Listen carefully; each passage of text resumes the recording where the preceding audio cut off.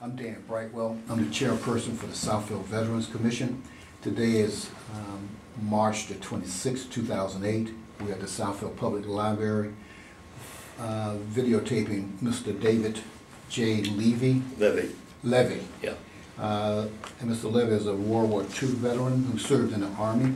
Mr. Levy, just for background purposes, could you just give us your birthday, the highest rank you achieved in the service, your branch of service, and start. Well, my birthday is November 26th. I was born in 1925. I served in the Army, and my highest rank was sergeant. I was buck sergeant or three-line sergeant. Okay. All right. How did you, did you enlist or drafted? Or? Well, that's a story in itself. Okay. What I did was, when I wanted to get into service, I guess everybody did, especially if you're 17 years old, which I was at the time. I had just turned 17. Mm-hmm. But there was a requirement that everybody that was 18 years old must sign up for the draft on their birthday or near their birthday, effective, I think it was July 1st or something like that. Mm-hmm. So I went to my draft board in southwest Detroit and told them my birthday was July 1st, 1926 or something like that. Mm-hmm. And that's, my birthday obviously, as you know, was different, but and then that was for the draft. About a week later I get an invitation to get to come down and get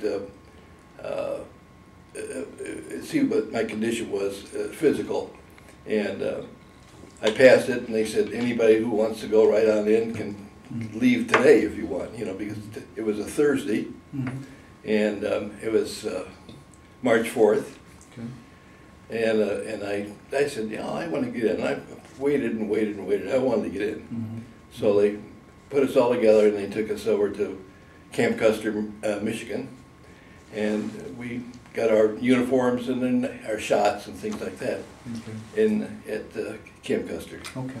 All right. Let's say prior to going into the service, what were you doing then? What I was doing is working for the Army Ordnance, or Tank and Automotive Center in Union Guarding Building in Detroit. Okay. And prior to that, I was working through Office of Price Administration, which was the OPA, and that was our senator to be Pat McNamara was my boss. So. Oh, okay. All right. All right. It's from a family standpoint. Did you have any family members that were in the service, and what was your father and mother occupation? My father was in World War I, and he was with the Signal Corps, and he was with General Pershing. Oh. So, matter of fact, when the war ended, he was one of the things he always was part of was notifying the troops with the Signal Corps. He knew the Morse code backwards and forward. I never had any part of that as far as I'm concerned. I never enjoyed but I would have liked to. But that's what he did. My mother was I believe worked for the telephone company and the telegraph company, postal telegraph at that time. My mother deceased at my birth. I shouldn't say at my birth, when I was 2 years old, but it came as a result of my birth. Okay. Did you have any brothers and sisters?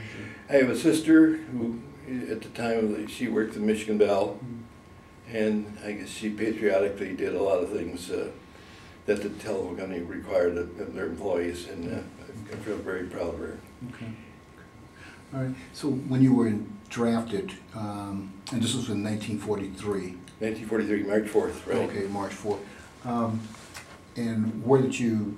I know you mentioned it a few minutes ago. You could mention again. Where were you inducted? And at Camp Custer. Camp Custer. Right. I went to Camp Custer, and we only spent, I think it was